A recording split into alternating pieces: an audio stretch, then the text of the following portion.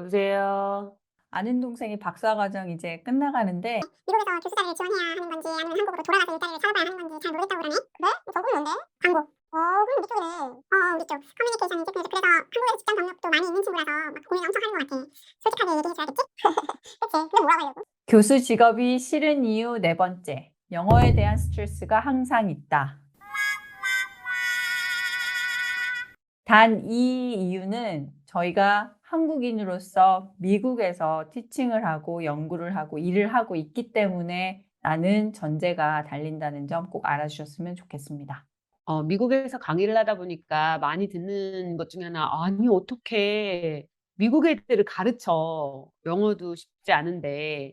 라는 얘기를 굉장히 많이 듣거든요. 그래서, 물론 쉽지 않죠. 특히 저희가 발음이 정확한 것도 아니고, 다들 한국에서 교육을 다 받고 온 친구들이기 때문에 억양도 되게 강하고, 그래서 그런 영어에 대한 스트레스, 아이들이 못 알아들으면 어떡하나, 내가 하고 싶은 말도 제대로 못하고, 이런 스트레스는 항상 있는데, 그거에 대한 얘기는 다음 에피소드에 한번 좀 풀어보도록 하겠습니다. 네, 기대해 주세요.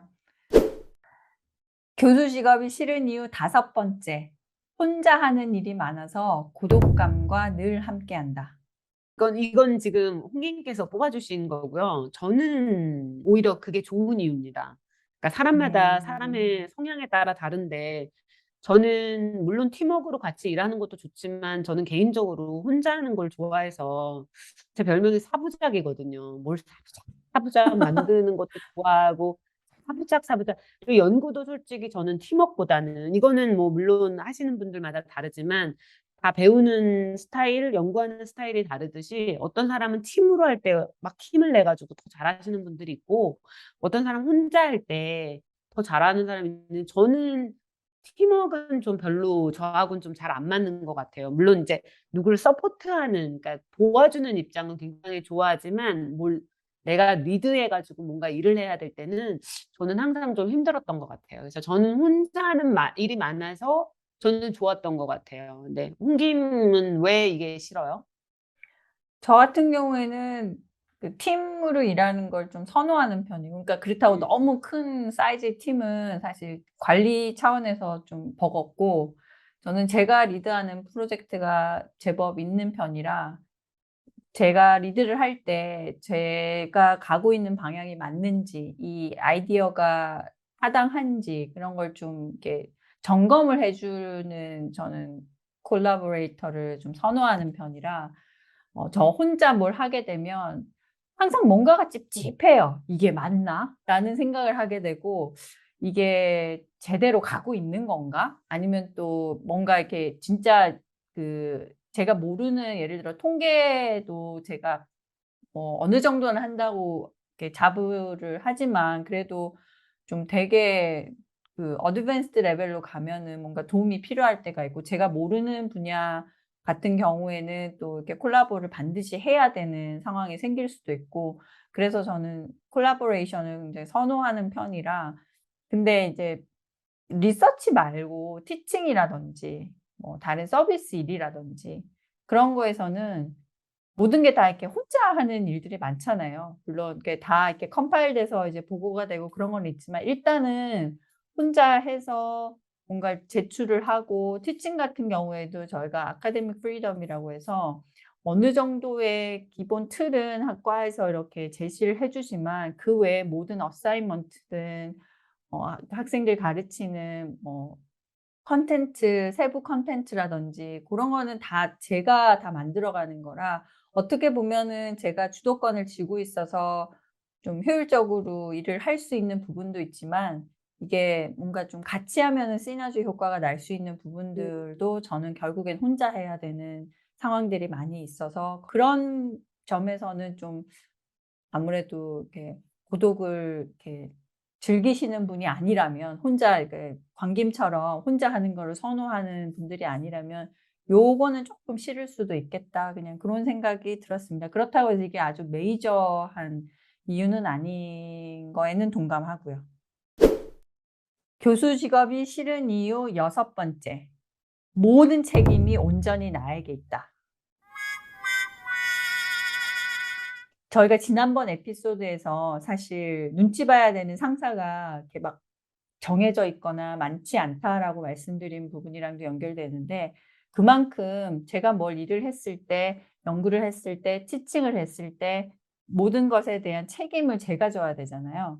그래서 물론 학교에서 그 패컬티 프로텍트 해주는 그런 시스템적인 장치가 많이 있긴 하지만, 어쨌든 간에 모든 책임은 일단 기본적으로 제가 져야 되는 상황들이 거의 대부분이라, 그래서 어떤 버릇이 생겼냐면, 모든 커뮤니케이션을 웬만하면 다 문서화하거나 아니면 증거를 남깁니다. 학생들과의 커뮤니케이션, 패컬티들과의 커뮤니케이션, 모든 거는 웬만하면 다 증거를 남기려고 해서, 그래서 어떤 경우에는 전화를 통해서든 줌을 통해서든 직접 대화를 하면서 좀 더 결론을 내는 게 빠를 경우도 있는데, 그때도 잊지 않고 반드시 이메일로 팔로우업을 하는 그런 습관, 그런 게 좀 생긴 것 같고요. 그렇게 중요하죠. 문서화를 남겨두지 않으면 나중에 혹시라도 뭔가 일이 잘못됐을 경우에 제가 좀 소위 말하는 덤탱이를 쓸 수 있는 상황도 발생하고, 그래서 그런 부분을 좀 조심해야 된다고 생각을 하고, 그래서 요런 거에 대한 약간의 스트레스 상황이 발생할 수도 있다. 하지만 이거는 예방은 충분히 가능하다. 이렇게 말씀드릴 그렇죠. 수 있겠네요. 광기님 덧붙이실 뭐 말씀 있나요?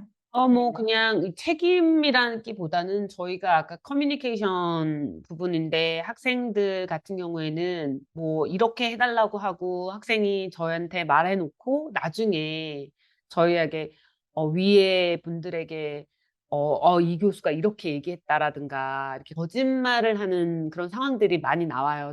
저희가 영어가 좀 부족하다 보니까 자기가 이렇게 말을 하고 말을 바꾸면 이 사람이 내가 못 알아들은 걸로, 저 교수가 못 알아들은 걸로 이렇게 전달하는 경우가 많기 때문에 되도록이면 학생하고 얘기를 하고 나서도 다시 이메일로 네가 이렇게 이렇게 말했지, 아니면 네가 말한 거를 다시 한번 정리해서 나한테 이메일로 알려줘 라든가. 그러니까 학생이 꼭 말하고 끝나지 않고 이렇게 하지 않으면 나중에 되면 정말 큰 문제가 생길 수도 있거든요. 그러니까 모든 걸 기록을 해야 되고, 그런 부분에 책임이 온전히 나에게 있다, 이런 표현을 여기다가 붙이자면 네, 이런 이유들이 좀 있는 것 같아요.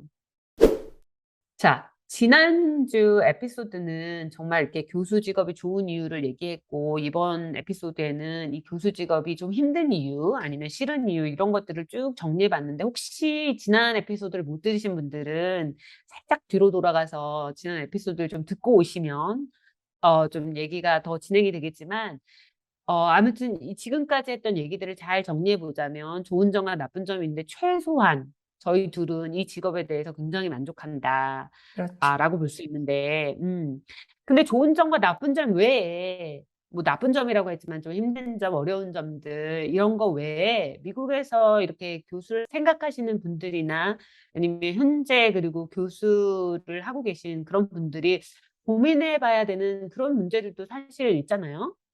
맞습니다. 가장 먼저 생각나는 점은 인구수가 지금 일단 줄어들고 있는 상황이고, 그러면 자연스럽게 학생 수가 줄어들게 되어 있거든요.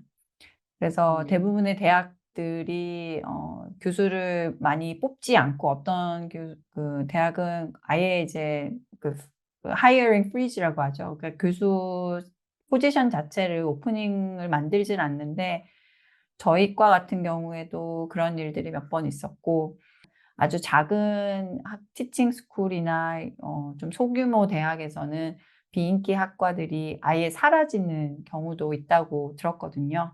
그러니까 저번 에피소드에서 살짝 얘기한 것 같긴 한데, 사실 광김도 학교 측의 일방적인 결정으로 그때 뉴욕에서 처음에 거의 10년 동안 몸담았던 그 과가 아예 갑자기 사라지는 상황이 벌어져서, 그렇죠. 네, 광김의 의사와는 전혀 상관없이 그렇죠. 지금 있는 텍사스 스테이트로 학교를 옮겨야만 하는 일도 발생을 했거든요. 지금 우시는 거 그러니까 아니시죠? 네, 저희 과만 없어진 게 아니고 저는 이제 뉴욕에 있을 때 사립대학에 있었는데 테뉴어를 받으면 법적으로 자를 수가 없어요. 뭐 연구를 좀 덜 한다 그럼 경고를 좀 받을 수는 있겠지만 법적으로는 보호를 받는데, 그러나 정년을 받은 사람을 유일하게 자를 수 있는 방법은 과를 없애면 되거든요. 근데 명분이 충분해요. 왜냐면 학생 수가 엄청 줄어들고 있으니까.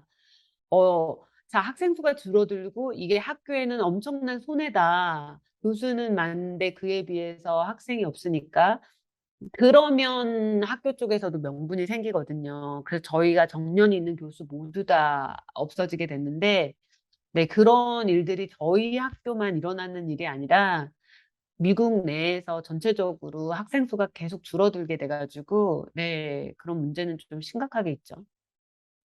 그리고 교수가 되기까지의 과정이 좀 헬이라고 어렵죠. 하죠. 좀 어려워서 사실 이 부분에 대해서도 저희가 따로 에피소드를 만들어서 한번 준비를 할 것 같긴 하거든요.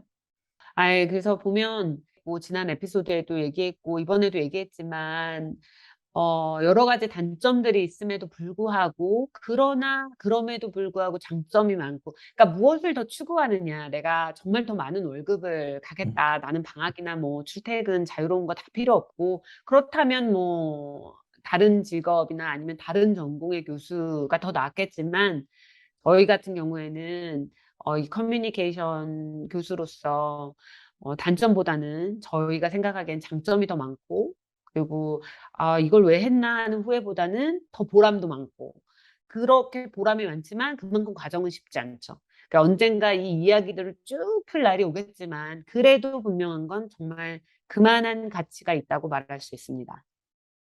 그럼 교수가 될까 말까 고민을 하는 친구가 있다라고 하면 뭐라고 조언을 해주는 게 가장 적절할까요? 짧게.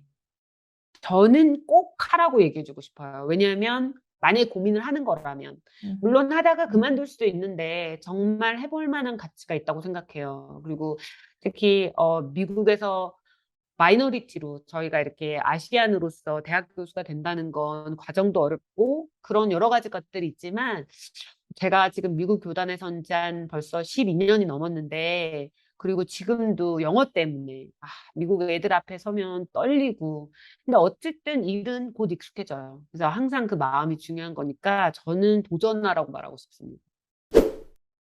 저희가 2주에 걸쳐서 교수라는 직업이 어떤 장점과 단점들이 있는지에 대해서 지극히 개인적인 생각들을 나눠봤는데, 저희와 전공이 다르신 분들은 또 다른 생각을 가지고 계실 것이고, 미국에 계신 저희와 같은 전공이신 분들도 또 다른 의견을 가지고 있다고 생각합니다. 혹시 다른 의견 있으신 분들 중에 꼭 이건 짚고 넘어가야 한다, 아니면은 뭐 이건 틀렸다라고 생각하신 분들 있으시면 적극적으로 댓글 남겨주시거나 이메일로 연락 주시면 저희가 나중에 기회 되면 팔로우업 하는 에피소드를 마련해 볼 수도 있고, 그리고 혹시라도 나는 여기 나가서 내가 생각하는 걸 좀 얘기하고 싶다, 그런 분들이 있으시면 웰컴입니다. 저희 언제든 게스트로 환영합니다. 줌으로 하기 때문에 미국의 어느 지역에서도 그 참여 가능하시고요. 그래서 이메일이나 댓글로 연락 주시면은 저희가 적극적으로 그 참여의 기회도 한번 만들어 보도록 하겠습니다. 광김님, 이번 주제에 교수라는 직업의 실체, 쉐신가 꿀인가의 결론 한 줄로 정리해 주신다면 뭘까요? 다시 태어나면 교수를 하는데 전공은 좀 바꿔보고 싶다. 맞습니다. 결과가 되지 않을까요? 맞습니다. 김 교수 둘 자신들 전공을 부정하는 듯한 느낌을 줄 것을 우려해 뒷얘기는 자릅니다. 오늘 김 교수들의 시시콜콜 두 번째 에피소드 이렇게 마무리해 보겠습니다. 저희는 다음 주 일요일에 또 다른 주제로 찾아오겠습니다. 행복한 한 주 시작하시기 바랍니다. 행복하세요.